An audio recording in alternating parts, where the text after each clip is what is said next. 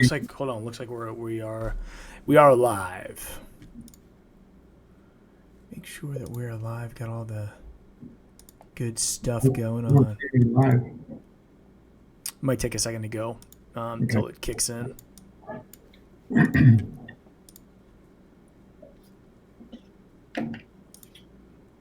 Well, I don't think. No, I'll wait. Yeah, we should. It's showing that we're live there. I'm gonna make sure I get the notification that we are up and running. Yes, says that we're live. I just got the notification. Let me go back into my channel. Your channel. We are live. Let me make sure I got that. Says that we're live. I just got the we're good. We're up. All right. Hey guys, Blue, Kyle, Sean. We're on. Yes, run the ball. Hi guys. Okay. Wow. On a scale of 1 to 10, that was a 0. Yeah, it was very disappointing, obviously, except for the first drive, and that was quickly submarined by a missed extra point. And then we just played horrible from that point on through the entire game. We were lucky to be only down by 6 at the half. Yeah. We had a chance when we scored that touchdown to get back in it, and then we give up a 75-yard touchdown and just take the air right out of the balloon again. Yeah, it was. I mean, I think when the course of the play, I don't think we didn't match up terribly bad. It came down. I still think we had more talent. Tony Romo said at the end, he's like, this just seems like Tennessee is a seasoned veteran team that just played smart and efficient. They made the normal amount of mistakes in a game, the normal amount of penalties, and then everything that happened in the fourth quarter, the interceptions, everything. I think that just came down to Baker trying to force it, Baker trying to make something happen, and then when you're calling plays on defense, it's not very difficult to call a defense when you know they have to pass. So when it's third and 17, or whatever, or any of those plays, you're making it easy for a professional team to call defensive plays against you. Right. And it seemed, the amount I have never in my entire life, and I've never seen that many penalties in a game. I mean, for a professional football team, and they were unforced. I mean, the holding on every play, there's a holding. Every single play. The personal fouls. There was, at one point, they were like, there's 4 personal fouls, and they were like, what is going on here? Myles Garrett with a personal foul. Robinson, Myles Garrett trying to push that guy's face. Like, you're losing your head. Right. We lost our head. We lost our head in that game. And then we quit. And I think, guys, I don't think Baker gave up. I don't think those guys gave up. But once that Derrick Henry 75-yard touchdown was happening, they Right. quit at that point. I think the whole team gave over, like, we can't win this game. They knew it was over. I mean, you can't score a touchdown and give up a touchdown within 12 seconds. I mean, 75-yard touchdown. Yeah, and if you looked at the play the second time around or whatever, Yeah. the guy who was downfield was wide open on that side as well. And he didn't have to dump it. If he had thrown a long pass down the left side, he was open by 10 yards. And then he was able to block. And we had 5 guys chasing him down, and they couldn't catch him. The linebacker ran out of gas, and the safety or whoever was out there took a bad angle, and he virtually even gave up on the 5-yard line. He couldn't even cut him off. So it'd be really interesting to see. I've never seen those refs before. I've never seen any of those guys. They don't look familiar at all. I don't know anything about these guys. But to me, it'll be really interesting if they go back and they review this game and to see if they got it right. Or this is what it seemed like last year as well. In the beginning of the season, every game seemed to be penalties, penalties, and penalties, and penalties to the point where it was just like insignificant things that were getting called on the Browns, and then nothing. Like, if you go back and look at that Derrick Henry touchdown. On the left side, I don't know who it was on the left side, but I'm sure we can see the highlights.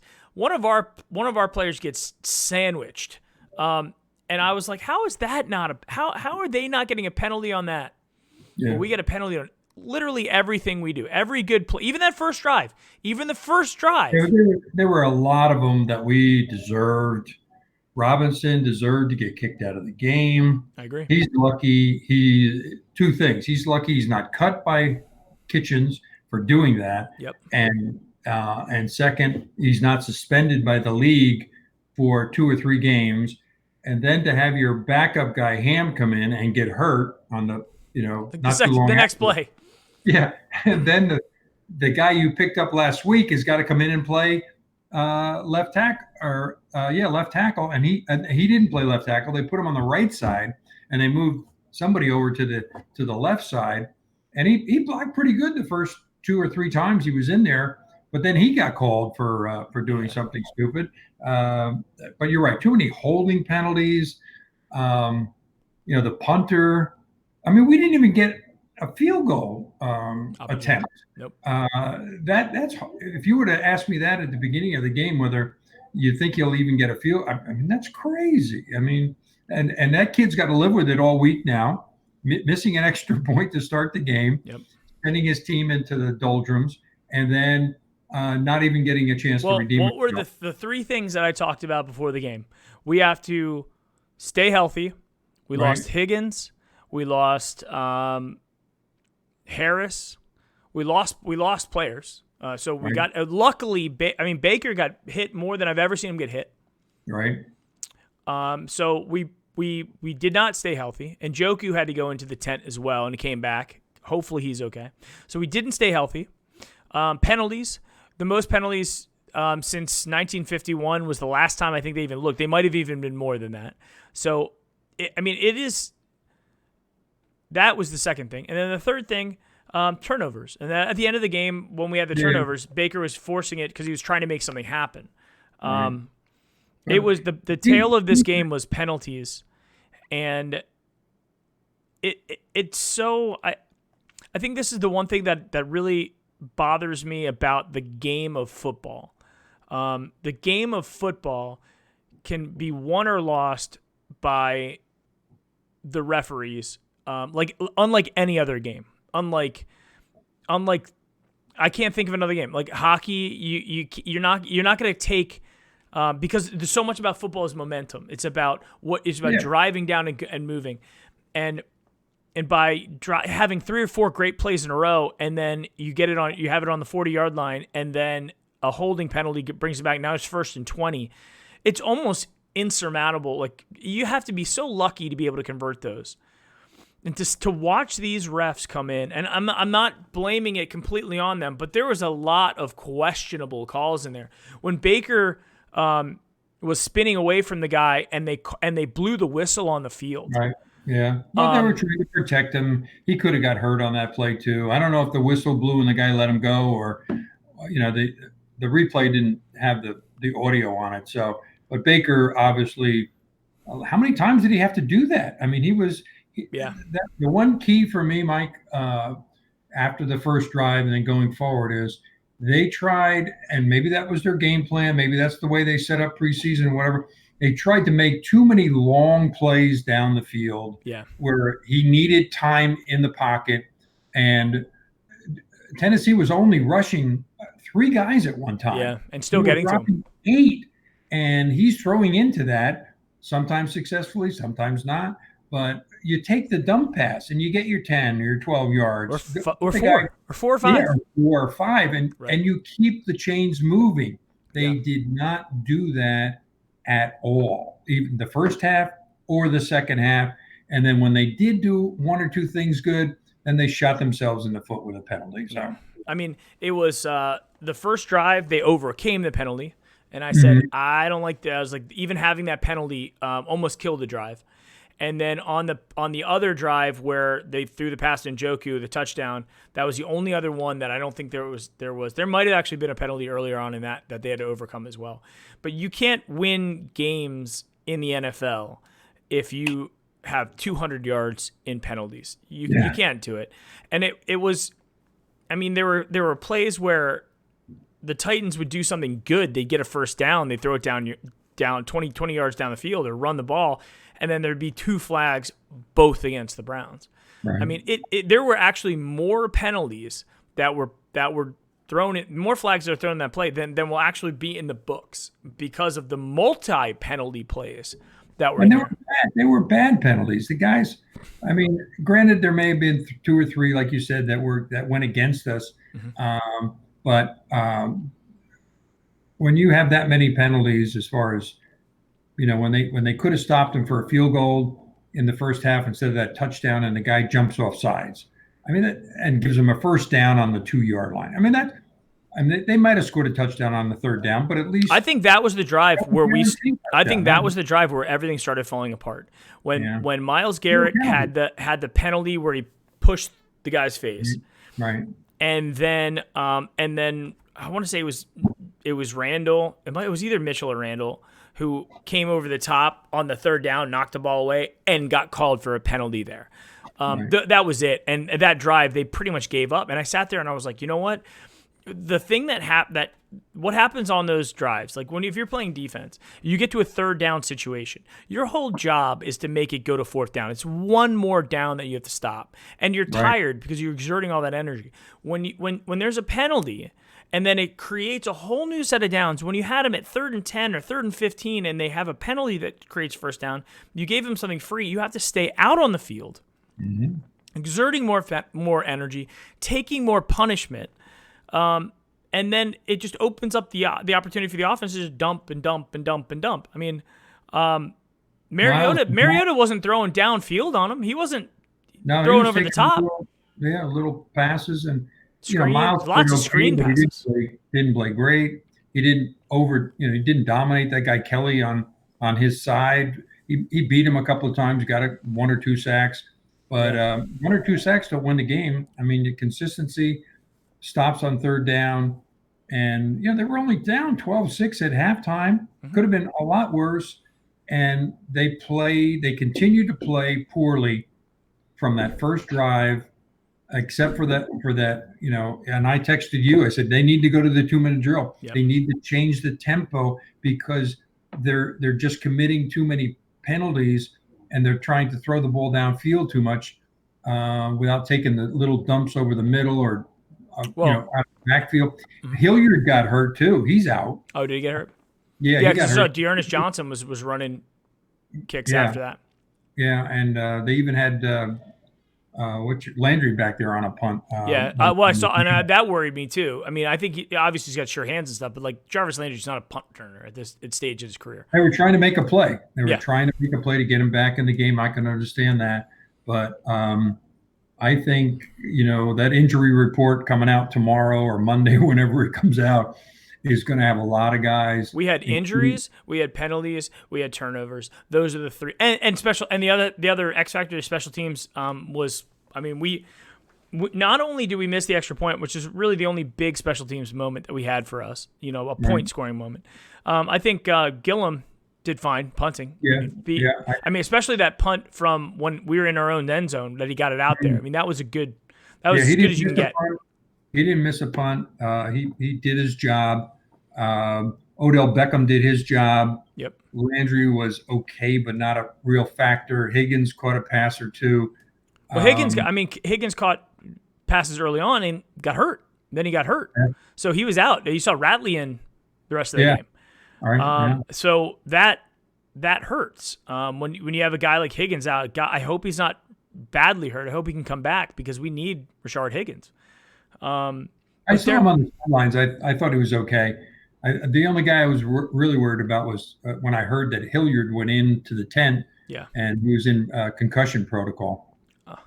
And he was out there a lot. I mean, I felt like Hilliard was out there. And I was like, why are we're doing nothing with Nick Chubb? Do we throw him any screen passes? Do we have any design plays to get him? They didn't even put him in when we had on the first drive at the 2-yard line when we had 1st and goal. They gave it to Hilliard. Yeah. So I don't know what the issue was. So strange that It was just it was odd the way that went down. Anything on the chat board there that we need to respond to? I think everybody's just pretty much in the same state of Shock. yeah, sadness. I think it's logged in 12 minutes late. Hoping horrible experience today. In short, yep, I agree. Italian, Gemini Italian. I agree. I think it's tough. The thing that's going to piss me off too is that like the Colin Cowards of the world, the ESPN guys are going to be. Did the Browns live up to the hype? Blah, blah. Was it too much hype? Can they handle the hype? The expectations are so high. You got to live up to expectation. All of that's going to be what the narrative coming out of this game is. Yeah.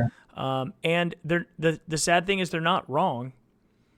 We all had expectations. The people that I know that were at the game, texting live during the game, how depressing it felt. I'm at home and I was.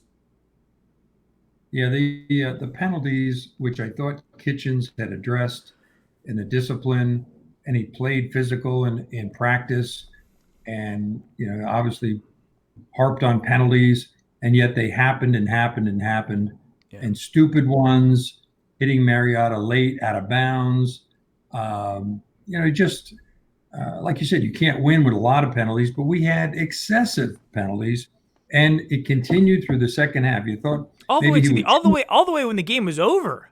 Yeah. It was still penalties. It was like, right. If I was Freddie Kitchens, going into this set of practice, they should be happy right now. They should have been elated that they're 1-0 and they beat the Tennessee Titans at home and celebrating everybody. But it went from excitement to disaster pretty quick. And I think that the sad thing about it was going into the fourth quarter, we were still very much in the game. Mm-hmm. And then I said, if we have a big fourth quarter, we win this game. But what happened was Tennessee had the big fourth quarter. They had 21 points. And that was the tail of the game. We gave up in the fourth quarter, which was really it was sad to see, disappointing from the hype standpoint. And it's not like I think, again, if you look at on paper, I think we're a better team.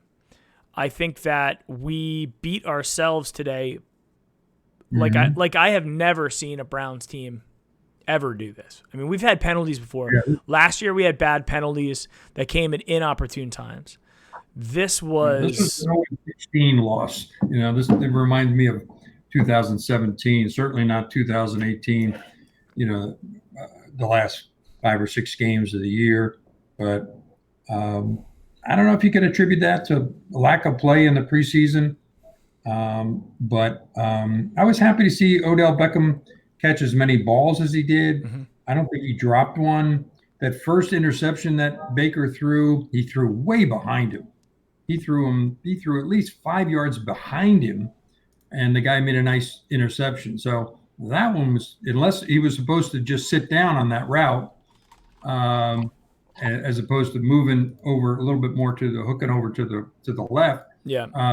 That's on Baker. I mean, he just threw a bad, and that took all the energy that they were momenting at that point and took it all away. And so, I mean, all the key factors just didn't materialize. Penalties, balanced attack, turnovers, penalties, game plan, kicking, disappointing, except for the punter. But the punter's not going to win you games when you're that far behind. All he's going to do is help you occasionally and not make it worse. But he's not going to win the game. Their punter, that punt where he got it down, the 70-yard punt that he had, that went down to the 3-yard line. Then we had a penalty that took us to the 2-yard line, and then we had and then after that we got the safety. Their punter scored points for them. Yeah, the right tackle got beat badly in the end zone, and came around and got Baker from behind. And Baker was lucky he didn't get hurt on that play. He went down. It looked like he did multiple times, and to lose him in the fourth quarter would have been on Kitchens for leaving him in there. They should have just But it also Right. would have looked like you pulled him. They didn't want to. They couldn't have been like, well, they pulled him out, something like that. But I think that everybody would have been like, we're not benching him. Obviously, we're just trying to make this a safety thing. And I think that is, it probably is a character building moment. I will tell you guys this: the last team that I played on, that I can relate something like this to, was when I played senior baseball. I was 16 years old. And we had a great team on paper. I mean, it was one of the best baseball teams I had ever been a part of. And we had played the first game, and we ended up losing that game like 17-2. And it was that same thing. We fell apart, and it snowballed over and over. And I think we had built it up in our minds that the expectation was so high for us to win a championship that when things started going bad, we didn't know how to recover from it. And then I think after that game, that first game we lost, I'm not sure if we lost another game the rest of the season, and then we ended up winning the championship. But it took that first game to get beaten that bad for us to sit back and just knock off all of that energy, all of the hype. All of the anxiety we had built up in our own minds about what we were supposed to be. And then once that was done, it's like when you get hit for the first time in football. You get hit, it shakes all the nervous feelings away, and you can get back to playing the game. Well, the Jets, maybe it'll happen here. The Jets wound up losing that game, even though they led, for 3 quarters. The Jets lost 17-16. So wow. It's going to be 0-1 against 0-1 next Monday night, not this Monday night, but the following Monday night. Right. That's actually a good thing. I'd rather us both be 0-1 than the Jets be 1-0 and us have to go there and everybody will be like, look at this, look who's 0-1 and look who's 1-0. Right. Darnold is going to be the next. That would have been the other thing. Like that will be what Colin Cowherd says. He'll be like, I don't want to say I told you so, but I told you so. And that is what's going to happen. But the fact that at least that the Jets lost, he can't say that. He'll probably go on about Lamar Jackson, about how they lit up the Dolphins. And they did. Oh, the Dolphins gave up early. I said that I don't think the Dolphins will win a game this year. I don't think they have enough talent to be competitive in any game. They stayed with Fitzpatrick before they put the backup in. Well, I don't know. I don't think Fitzpatrick was the one who gave up 59 points.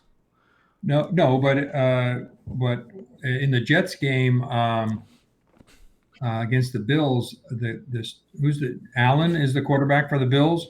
He gave up a 69-yard pick six in maybe the first quarter, the first series. So that whenever you do that, that's terrible to have a long touchdown. And the Jets held on. Darnell, I think, had an okay statistical. I don't know if he threw any interceptions, but obviously he couldn't get any points, even a field goal at the end to try to win that game because they lost 17-16 at home. Yep. At home. So, and they got another home game against us as their next one. So, very few positive things to come away from this game. And a whole bunch of really negative things. And the health, it's one thing to play badly and come away healthy, but to get beat up like that and lose not your star players, but I don't know what we're going to do about left tackle. I really don't. That's going to be, I don't know if Robinson can come back from that. It'll be interesting to see how Kitchens treats him, and because he not only tried to kick him with his left foot and he missed. He kicked him with his. Then he kicked him at him again and hit him in the helmet. Yeah, and that's what threw him out of the game. So, and it wasn't like he was really pissed off or anything about something that guy had done to him other than push him down. So it really shows you the lack of maturity on a guy's part to commit that flagrant a foul and hurt your team that badly. Yeah, well, we talked about it on the pregame show. They are one of the youngest teams in the league, and I think that maturity or immaturity showed in a lot of ways. I think it showed from the penalty standpoint. Actually, creating the penalty, losing your head with the personal fouls that were completely unnecessary, Right. and then not being able to bounce back from them. And they allowed it to get into their psyche to make it impossible for them to get back in the game. It was like I think at halftime, when we were losing at halftime, I think they were like, why aren't we up by 50 points at this point? This is all the hype, all the thing. We have OBJ, we've got this great defense. Why are we not winning by 50 points? Mm-hmm. And I think that's the expectation for the fans, and that was the expectation of the team as well. The team was like, we should be able to roll right over everybody. Tennessee looked terrible in kept preseason. Them in the game 12-6 at half, but they weren't dominant. They had their dominating moments, but Mariota was able to recoup from all of those, and certainly lit it up in the second half when the momentum shifted totally and the Browns sort of gave up. Yeah. And committed too many turnovers, too many penalties, too many bad plays. And like you said, your defense can't be out there all the time. You even pointed out when we were texting that they're getting tired. Yeah. They're getting tired out there. You have to get off the field, and they made some nice stops when they had good to. third down stops when it was still a game. Right. They made the stops when they had to, and then the big play that if they didn't give up the big play to Henry, that screen pass, it could have gone either way, or if they just would have tackled him. You're right. And it also looked like Denzel Ward gave up on that, even trying. He was getting blocked downfield, and instead of trying to barrel through that guy or get around him, he just gave up and let him score. Yeah, and he got beat on that one play early in the first half by 10 yards. And he was lucky he caught up to him to tackle him, but with some help. Yeah. But he was beaten badly, thinking the play was going the other way, and he got turned around and let his guy pull away from him to the left, and he was open by 15 yards. I mean, I could have hit him with a pass. I mean, that's how. Oh, I mean, if you have a game where you have 100, just not 200 yards, just 100 yards in penalties. And drive killing penalties or drive continuing penalties on defense. The third down stuff. I mean, it got to a point, and this is what really bothers me about NFL football, was if it gets to the point as a fan where every single time that there's a good thing that happens, you have to sit there and hold your breath to wait to see if there's a flag. I did a couple of times during the game. I said it the same thing. We had that one catch with Landry downfield where we got the first down, and I said to my wife, I was like, no flag, no flag. Like every play that we did good, no flag, no flag, no flag. That's not a fun way to watch sports. It doesn't really happen in baseball. I mean, hockey's a little bit too fluid. I guess you could have a run of penalties in hockey. Soccer. Basketball is a lot of penalties too.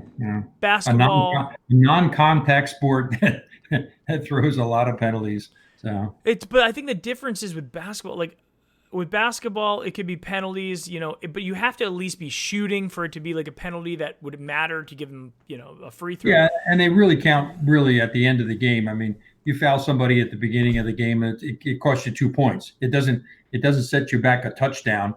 Or 10 yards. Yeah, so which just destroys your. The other thing that I thought was interesting too, when we did actually get things going, it was the end of the quarter. So you're driving down and you got momentum, 9 straight passes, and then end of quarter. And when you have the end of quarter, it takes the momentum away. All of that goes, and I'm like, if we could just keep it going during the quarter, we could have continued to see that push. But it was. I think in this game, other than the first drive where we were like, yep, this feels good. This feels like it's supposed to feel.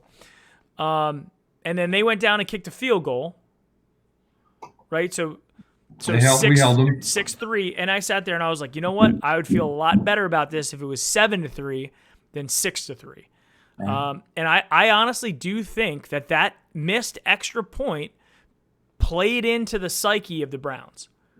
I think that missed point mattered, and it said to them, "Oh God, the guys who were here last year that saw all the losses on special teams. I think it affected them, Good. And it's things like that that matter. And then on top of it, then it was the unforced errors, the penalties. I got to a point where I was just tweeting. I wasn't tweeting any text, just flag picture text tweet, flag picture tweet. And I'm not a game that we should have won that we didn't, so that goes into that column, and that's unfortunate because you look at the scoreboard across the teams that played at 1 o'clock. Yeah. And I don't think this is the only real upset. Everything else was according to script. Maybe the Buffalo game, considering that they were ahead. Yeah. The Redskins were ahead. They wound up losing, blowing the game to the Eagles. They came back big time. Minnesota won. They were ahead the whole time. Clearly, the Ravens just destroyed Miami. I don't know who Miami plays next week, but I can't imagine going into that locker room and thinking about what they're facing next week and who your quarterback. I have to go in and look at the box score and see how much Fitzpatrick played and how much who's it? Allen? Is it Josh Allen? Allen, yeah. The backup played and who played worse.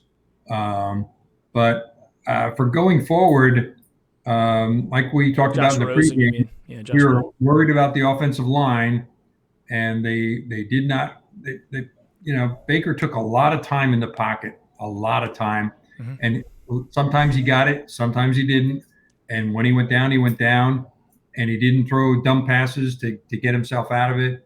And to lose your starting left tackle and your backup, and I don't know what we're going to do against the Jets unless we pick up somebody off the waiver wire, and then you got one guy who's only been with you a week to put him in the starting rotation. You got the guy who came from Buffalo who could be inserted. Austin Corbett. I think the one thing too that we were almost running out of offensive linemen. Yeah. I mean, they even said it. They're like, hey, if they lose one more offensive lineman, I don't think they have anybody left. Right. So at that point, then put him at tackle or something. Oh, and that would be terrible. They'll run all over that. So it goes to show we need to have more depth there. This is, when people say about the offensive line, it's not just about the blocking of the offensive line. It's not about letting the guys get past you to get to the quarterback. It is the penalties on offensive line. Batonio, Treader, Cush, those were the guys who were getting the penalties. It was the other guys. It was the newer guy. The holes in the offensive line were the ones that let us down in a big, big way. Yeah, a couple of them on the backup tight ends. 88, I forget who 88 is, but he got called a couple of times, and it just was. I can't imagine being Freddie Kitchens this week. The criticism he's going to get, he's going to have a hard time. It would have been automatic to get up for that game on Monday night. Yep. Now we're going to go in with it with a lot of people, and the Jets a lot closer. I don't know how they got out of the game, whether they got banged up at all.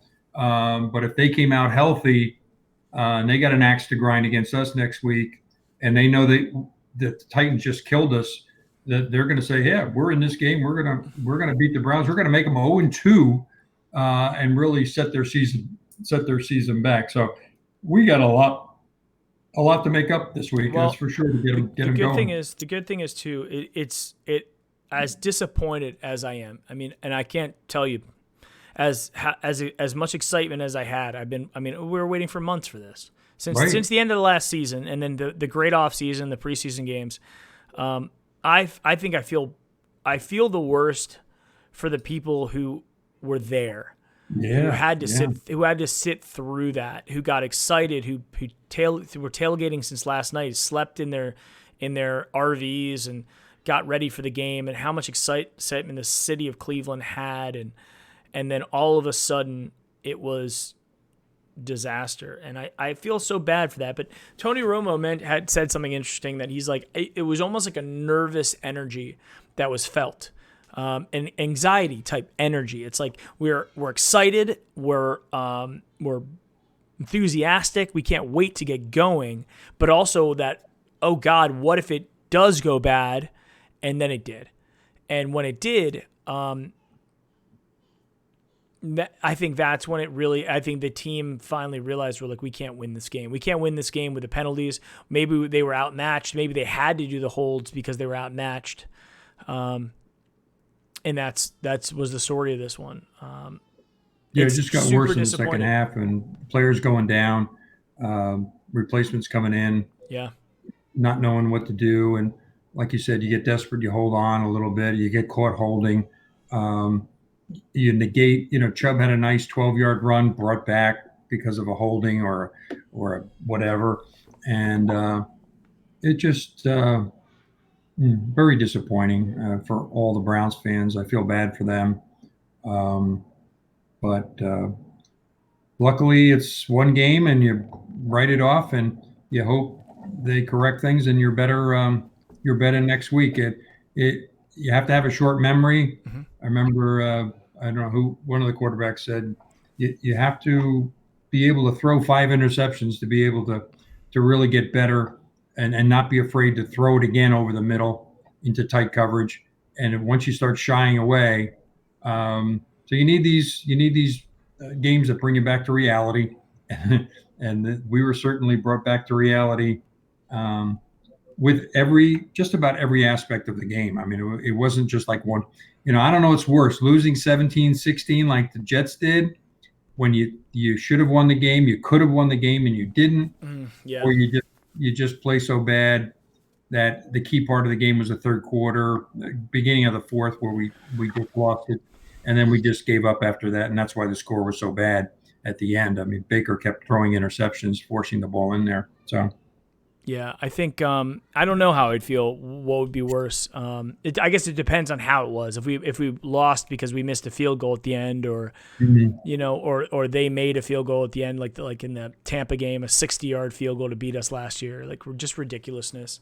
right. I don't know what would. I know this doesn't feel good, and Mm-hmm. it's I'm disappointed I'm disappointed that the players let themselves get to them, or let the moment get to them, and lose their heads like that. I mean, Myles Garrett lost his head by pushing that guy, by just pushing that guy's face. That Right. gave them. Almost a punch. It was almost a punch. He could have got. He could have got ejected, and then that could have been another game penalty or whatever too. Sure. So there's that, which then led to keeps the drive alive. It's the same thing as on offense. It was happening to us on both sides of the ball, and then also on special teams. Again, we got that one. We held them down their own 5-yard line. They punted out of their end zone, and it lands on the 50-yard line. And on a play that we don't even return, we don't even have a returnable ball. Right. There are Exactly. not one, but 2 penalties that then moves us back into our own 35. That is a Right. monster. That takes it from it's a monstrous difference in field Right. position.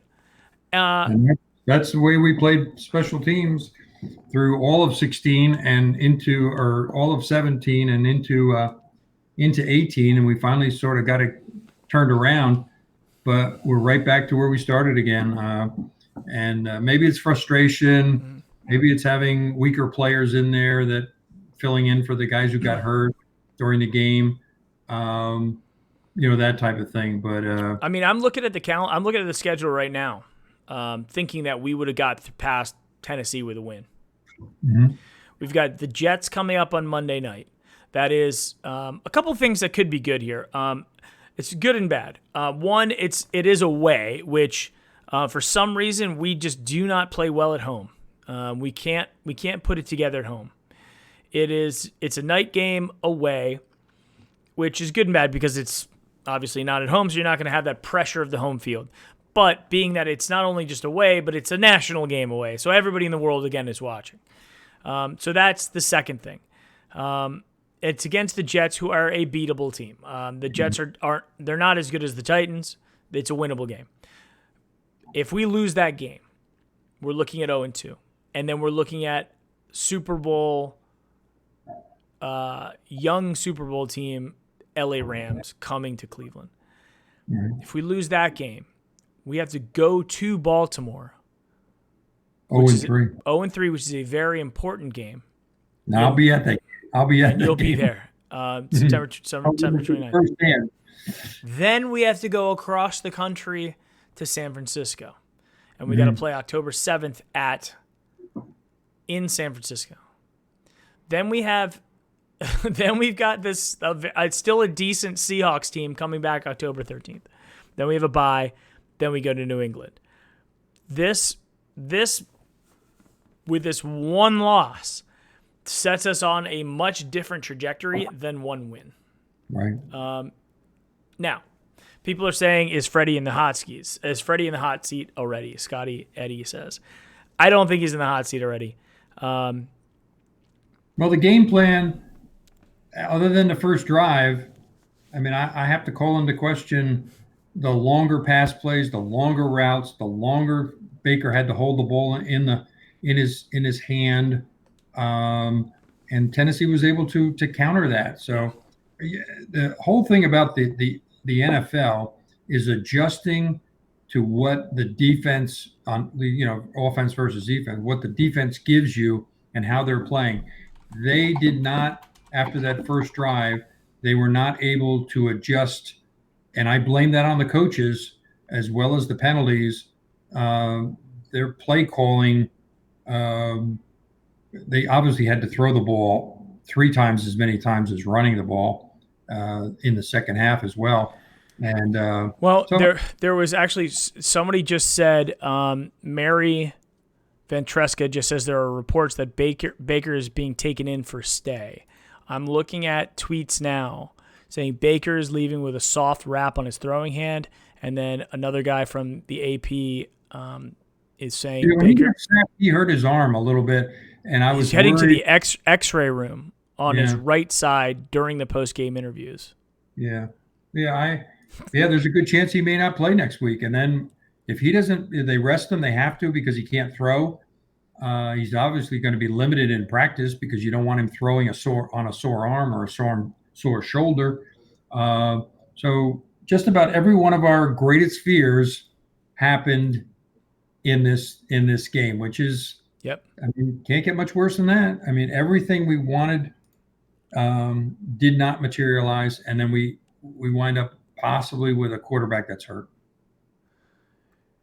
Yes, this is well, I think you're absolutely right. I think this is I'm not obviously, I mean, there's a lot of season left, guys. This is the first game. We have 15 more games. I mean, we have a lot of games. Yeah, especially if Pittsburgh beats New England, that'll be a big upset. 16 more games. And to have Pittsburgh and Baltimore 1-0, I don't know what Cincinnati's probably not favored to win their game, so we'll be even with them. But looking at Baltimore as being as dominant against a really lousy team, that doesn't bode well for us either. And let's hope Baker is only just dinged up a little bit, and he give him a few days rest, and he's able to go. I think Stanton is a legitimate backup.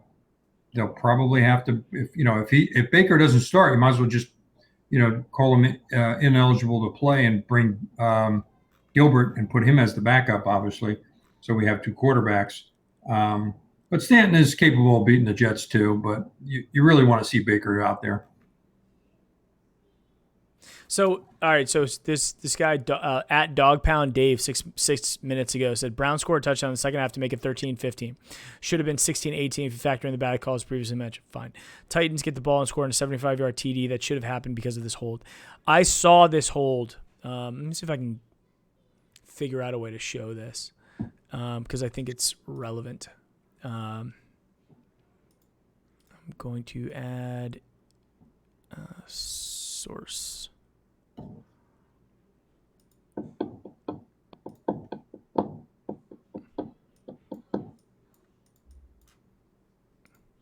And I think I just crashed. Nope, I think I'm still alive. It's not going to change anything. It's just a blown call by the refs. Cancel it.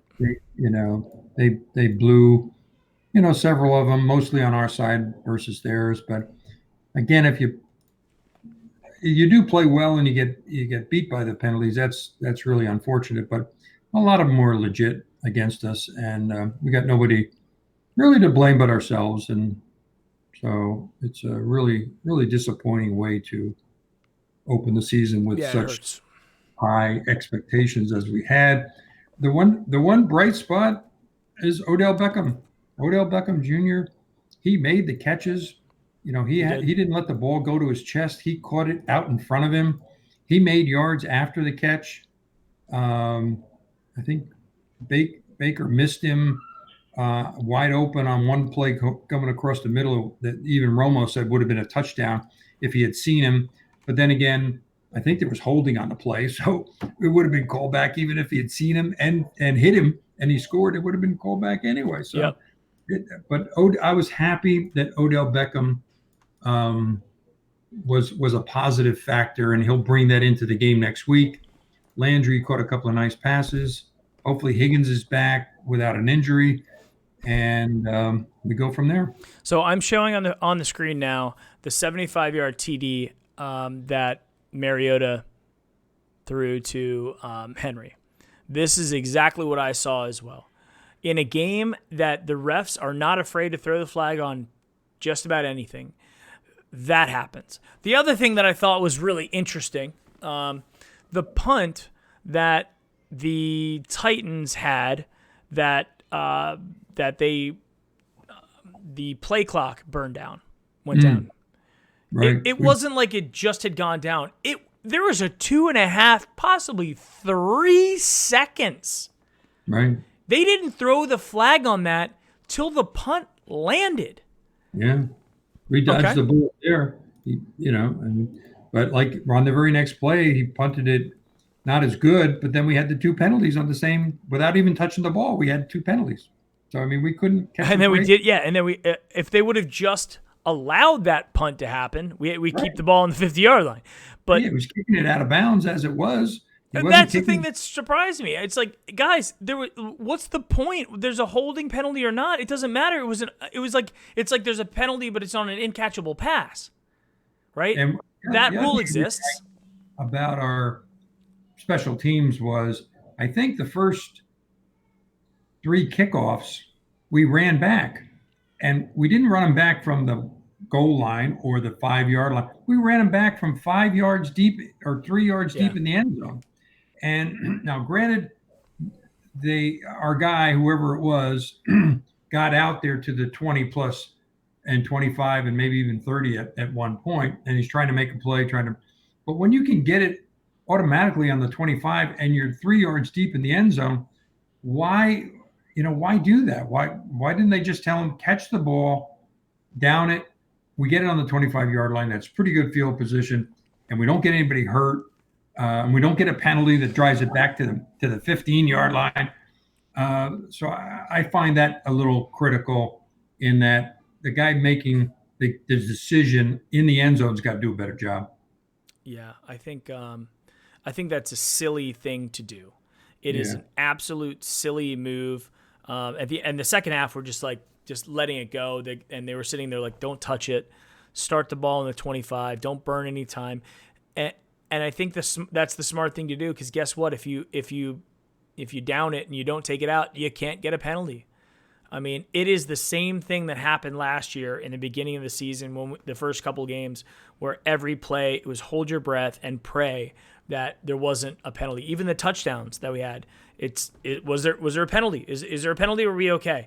And it's such a horrible way to play. And I don't know how much of it is to blame on us and how much of it is to blame on poor officiating. And now I'm not saying that it's all the ref's fault. There were definitely plays that should have been called penalties. Right.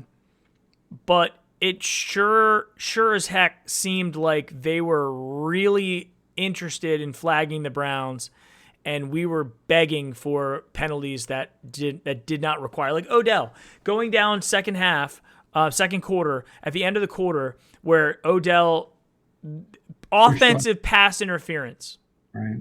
Now, they were like, that could have actually gone either way, right? if you're in a situation where it could have gone either way, Could and that have been a challengeable play? I don't think so. I don't think Right. offensive you can. Oh, And I think that's the part that I think Odell probably over. that's the only mistake he made, I think, the whole game. Yeah, and I think he just kind of That was noticeable. it was a little bit overly expressive on the push. Right. And he was even calling for a flag because I think he felt like he was hung up downfield. Right Okay, first. Right. the question that I would ask is, what would it take for an offensive player 20 yards downfield to get offensive pass interference? It would require contact from a defensive player. It's a significant amount of contact that then you would have to push off. A defensive player 20 yards downfield is not allowed to have that much contact with an offensive player unless the ball is coming and he's making a play for the ball. So the fact that Odell had to push off is concerned because it wasn't like Odell pushed him off. He went like this to get him off of him. Yeah, And that's that's why what was called. I wonder if the Browns looked at it on replay and said, "We're not going to win this one, so we're not going to challenge it." He's clearly extending his arm to push him away, and then the guy comes up, yelling and screaming that he got pushed, and the ref bought it all the way. I don't know if the ref threw it before the guy argued, or whether the flag was in the air before the guy even turned around to argue about it. You'd have to go back and look at the replay. It looked to me like, and I agree with X-Men, it looked to me like he was holding Odell's arm, and Odell was like, "Get off of me," right, and did that, and then turned around and got the ball, and Odell was like, "Where's my penalty? Where is it? Where is that?" right. And he didn't. If anything, it should have been a neutral thing where they both were flagged for it. I mean, it's tough on this one because I want to say, guys, that there's some positive things that come out of this. I think the only thing positive is it's over, and it is a humbling loss.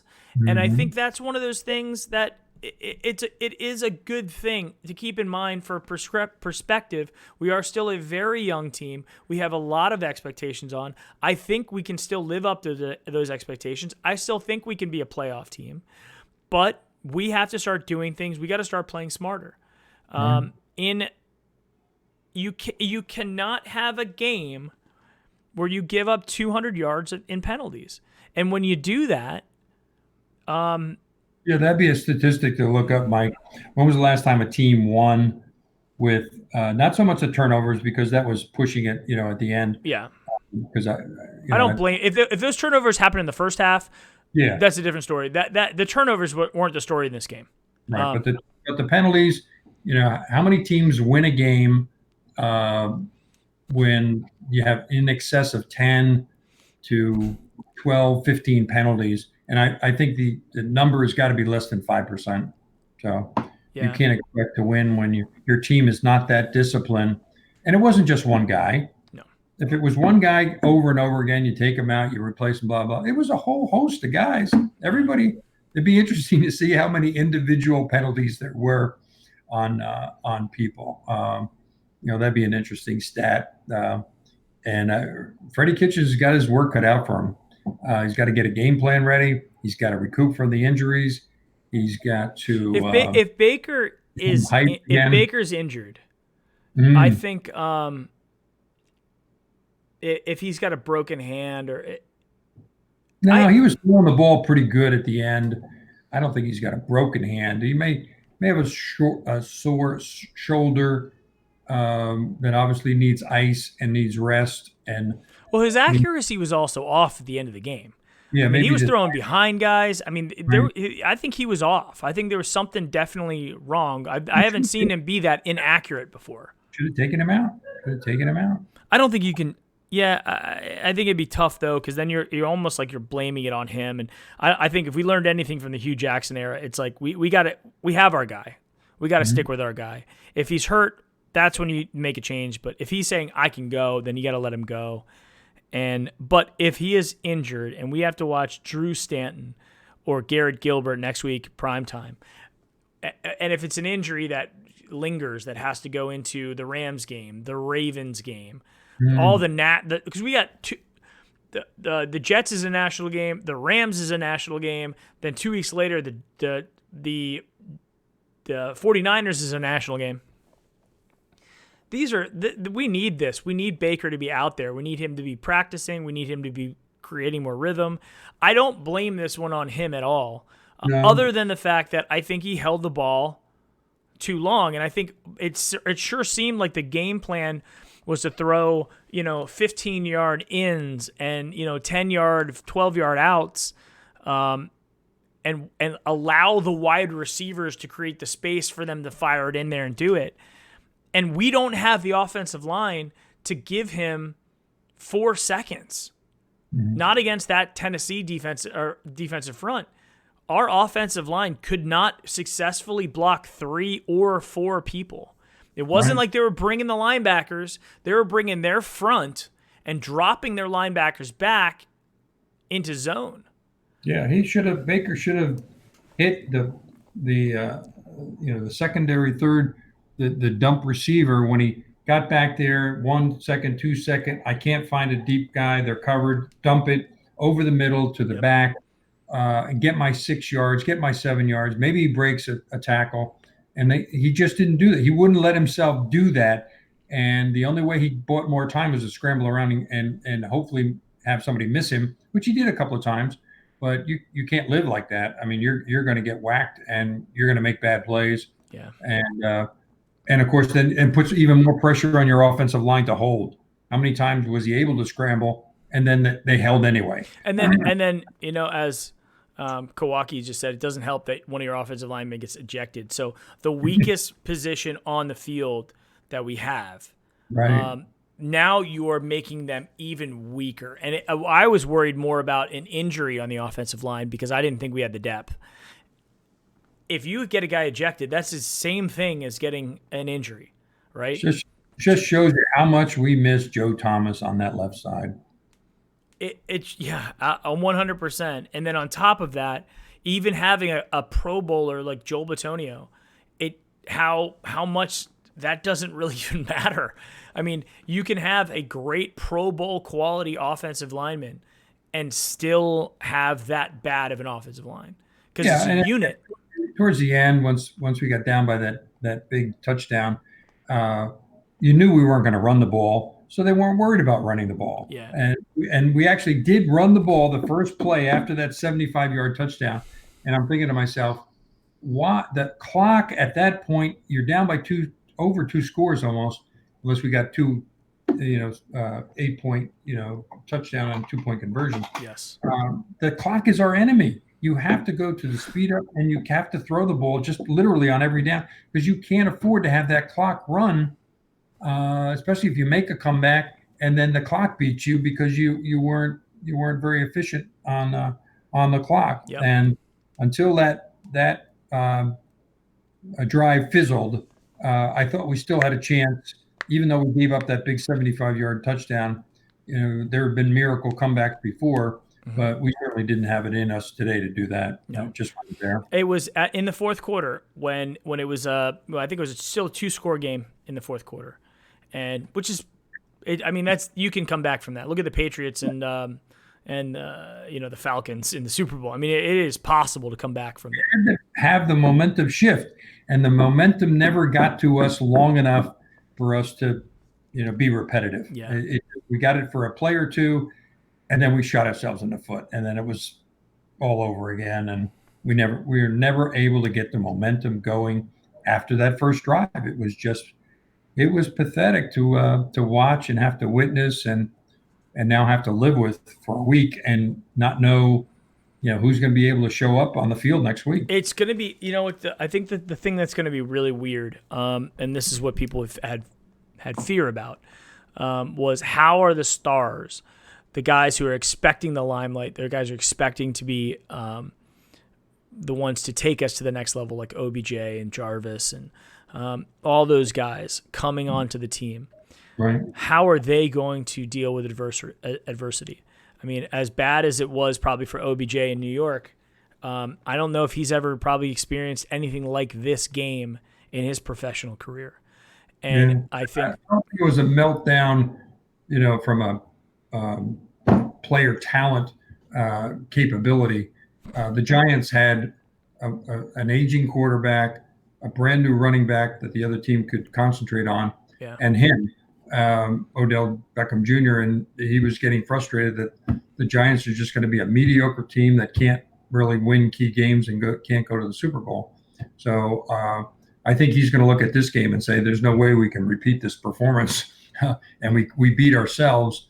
It wasn't because we didn't have the talent. Mm-hmm. Just beat ourselves because we just weren't disciplined enough, and we maybe And believe the hype. excuses could be made. The excuses could come out, which I don't know if I would necessarily subscribe to, but the excuses could come out that, hey, Jarvis and Odell didn't even play. But I wouldn't even say in the preseason, I wouldn't say that even mattered. It wasn't anything that Jarvis and Odell did. If anything, the Browns were too up. They were too excited going into the beginning of the game, and I don't think that energy ever came off. I think that excited, anxiety type excitement never fell down, and until it got to the point where they were losing so bad, where they were like, the reality was hitting them that, hey, we're not going to win this game, and that was a snowball, the quicksand effect. That was like, it's going to get worse and worse and worse. The more that we want it, the more that we force it, the worse it's going to be. Yeah, I mean, probably the same feeling in Miami when they got down early. It was 21-0, I think, before they even turned around. And I don't know how they were long plays, I think, that I saw the score thing at the scroll at the bottom.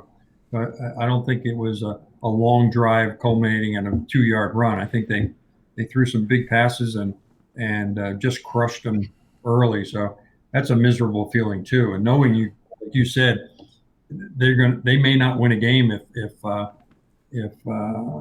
things don't get righted down there, and they'll be looking for that number 1 pick next year and probably be a quarterback. I mean, no, there's no possible way unless Baker has. No, not Baker. I'm talking about Miami. Oh, Miami. Okay, I was like, wow, yeah. No, I think the Dolphins are definitely doing that. The Dolphins are not going to win a game, or if they do, it'll be like some disaster. Because they have a hard schedule too, and trading away their left tackle, trading away Kenny Stills for a song, both of those guys. I'm wondering is it possible from a personnel perspective at this point after the first game to make any moves to change the offensive line, or is this what we've got? Well, Dorsey's got his work cut out for him too. I'm sure he's as disappointed as Kitchens, as the defensive guy. He held them in the game till the third quarter, and then Baker just threw too many interceptions that they couldn't overcome, including that last 6th pick. But everything else there's room for massive improvement. I worry about the kid and his head. If he has to kick a critical field goal next week, can he come back? But hey, you live and die by the sword. You live with the big boys, or you don't live with the big boys. So if you don't got it in you, then that's it. And I hope Kitchens gives him the opportunity. He doesn't have a choice at this point. He can't go back to Joseph, and you don't cut somebody just because they missed 1 extra point. So it'll be a test again for the kid next week. I mean, that was one of the things that we sat there. We're like, okay, first drive down, get a touchdown, excitement, and then to miss the extra point was like, I was so disappointing and demoralizing. To sat there and go, are you? I think everybody in the stadium and even the team was like, are you kidding me? It wasn't close either. I mean, he missed it by wide, 5 yards to the right, and for a kicker to miss it that's far, mental. Yeah, I mean, it just it's like having your club face open at impact with a driver. It just goes right. Maybe it slices. It just pushed. No, it looked like it was just dead right the whole time. Right. Didn't follow through. Stopped, and when you stop on a swing or a kick, your tendency to push it right. I wonder if some of the people in the chat were talking about Trent Williams from Washington. Trent Williams is still available? ? From Shane Sheridan says he didn't play for the Skins, did he? He didn't. No, he didn't. So he's a bargaining chip that's out there. But They lost. The Eagles beat them. They came back and beat them. So yeah, Deshaun Jackson looked like Deshaun Jackson from like 5 years ago. he caught a big touchdown. He beat the guy by like 10 yards. Yeah, and then you got, I mean, those 2 touchdowns is Deshaun Jackson. Imagine if that would have been OBJ today. That, I mean, that's what we wanted. We wanted OBJ. And I got to tell you, the first play of the game, when he threw that pass to OBJ and it went off his hands and got deflected and the other guy almost picked it off. Right. That that was really scary to me. I was like, if they would have picked that off and brought that, because that could have gone back to the house. Right. If that would have happened, I mean, I think the whole game would have been over right there. And the fact that we were able to stick with it, God, that was close. It was really close. Our first giveaway, Mike? You want to do that? Yeah. All right. So here's how we're gonna do it. We've got 46 people watching. Good. I'm wondering. All right. So let's see if we can do this, guys. Bear with me for a second. We're gonna dial up the old. We got our good friends Tony and Dottie here. Finally made it from New York, so Good. they're downstairs. For those who don't know, I am in Delaware versus Fort Lauderdale. So I'm up in Delaware. That's why I'm able to go to the Browns game against the Ravens. I got a good friend who's got tickets who's taking me, and so I'll be a lone voice in the wilderness at that game. And I hope I have something to root for when it comes to the end of September. Okay, guys, if you're here in chat right now, I'm typing your name. So type here. If you want to be a part of the giveaway, we're going to do the Color Rush jersey giveaway right now. There's only 40 people watching. So the question would be, if you're here right now, you have to type I am here, or just type here or something. Let me know that you are here and that you're participating in this. You have to be a Browns fan because I'm not giving away like a Tennessee Titans Color Rush jersey or something. It's got to be one. Here, why not? Matt C is here. All right, so as I'm waiting for these heres to come in, there we go. Got him. So there's a little bit of a delay.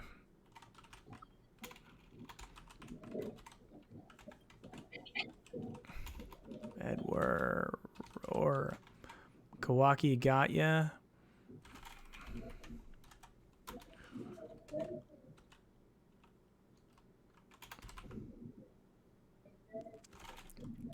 Keith.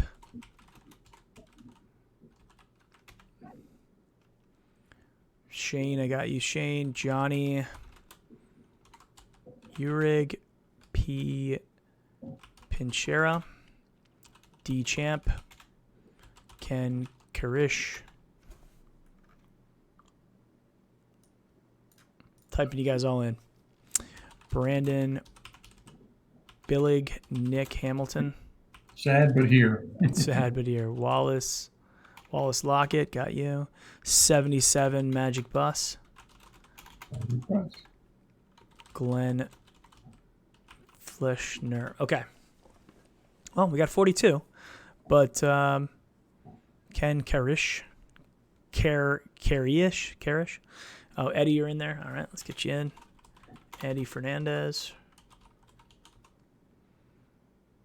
We're all eating crow, bud. Yeah, we guys, we know this was definitely a rough one, and it's not fun to lose. It's definitely not fun. We were expecting to have a much more entertaining first post-game show, and this is, I mean, the interesting thing about this, of all the videos that I've made and all the opinion things I've done, all the hype videos I've done, all the funny videos I've done. The whole purpose of this whole channel was just to have these post-game shows to talk about winning games. And then it's poetic that it has to be this bad. Right. Okay. All right. Let me pull this up here. I have to go to window capture 6. It's going to grab my window. And I'm going to pull this in. All right, guys. So what we have here is randomizer. The way this works is I hit the random button, and whoever is in here at the time when I do it, you get picked. 1, 2, 3, 4, 5, 6, 7, 8, 9, 10, 11, 12, 13, 14, 15, 16, 17. Only 17. You have a 1 in 17 chance of getting an $80 jersey. I mean, if that's not great, I don't know what is. Now, let's see. Let's throw in anybody else here. We got Cayman Harvin. You're in. Just making sure that you're there. I'm a Ravens fan. Okay, well, you're in, Ravens fan. Yeah, never win anything. He had a negative comment. Well, that's fine. He can still win, but the only thing he can win is a Browns jersey. So, all right, I love my chances. Here we go. T-Money, you can win, but you can only win a Browns jersey. All right, here we go. That's it. No more. You've had to put here in order to win. All right, guys. 3, 2, 1, go. T-Money is the winner. T-Money, the Patriots fan, is a winner. So T-Money. Maybe he'll donate it back. Maybe. We'll see. Why would he want it if he's a Pats fan? That's a good thing. He's like one of the last guys to be put on there. So gay. T-Money, I would leave it to you. I'm going to ask you the question. This is real here, and you're going to piss off you could potentially piss off a lot of people. Do you want it or do you not? It would be if you're a Patriots fan, you really don't want it, let us know. Because there's a lot of Browns fans in here who would probably be happy. I'll let him say. Maybe we can pick up a Pats jersey for him at some point. Let's see what he says. Someone else could take it. I didn't deserve it. All right, well, let's just see here. Who came in second? We got to send T-Money something. Yeah, T-Money, we'll send you something. No, how much? If how much gives us something, donates a Pats jersey, we'll give it to T-Money, we'll give you a promo code so you can get a free T-shirt from Homage. Okay. Wallace Lockett. Wallace, you came in second, buddy. You win the jersey. All right. Congratulations, bud. And honestly, thank you guys for being a part of the first Brownie Postgame. All right, so this guy's send me an email. I'm gonna send you. I'm gonna put it Brownie Postgame at. Okay. Send me the email, T-Money, with your contact information. Actually, just send me an email so I can talk to you because we're going to have to get you a promo code. And then Wallace, if you're still there, let me make sure. Can I send him an individual message? Go to channel. Yeah, he's still there. Yes, sir. Thank you. Okay. Wallace, send me. Do you guys see my Gmail there? It's just browniepostgame@gmail.com. Send me your contact information, and we'll just be like, hey, this is T-Money and this is Wallace, and we'll get moving on that. And we'll figure out how to do that. So yes, at least we had some fun stuff. I think because we lost, we're gonna hold off on the Kosar starting lineup for next game. I got to run, Mike. I don't really have anything more to add. I'd like to talk about the Jets game, and maybe we do a maybe Wednesday or Thursday once we know who's injured. Yeah. If Baker's going to play, then we can sort of set it up for the Jets game. Yeah. Obviously, we'll have all Sunday games to look at next Sunday as we twiddle our thumbs waiting for Monday night. But I'm sort of talked out at this point. I don't want to cry anymore in our beer. This one hurts. Let's just chalk it up to a loss, and we'll come back next week. Yep, sounds good, guys. I want to say thank you to everybody who came in and watched. I appreciate it. Sure. Thank you, guys. This is going to be something. If we're going to do pregame shows, we're going to do a lot of live stuff. So make sure that you have the notification button on. We got some other videos that are in the can as well. So make sure you're subscribed to the channel. Have your notification on as well. We're going to be doing cool giveaways and stuff. T-Money and Wallace Lockett. Look forward to communicating with you via email to get you your winning items. And we will see you guys next time. I really appreciate it. All right, guys. Even though this is a rough one, go Browns. Go Brownies. See you, Mike. Bye. Bye, guys.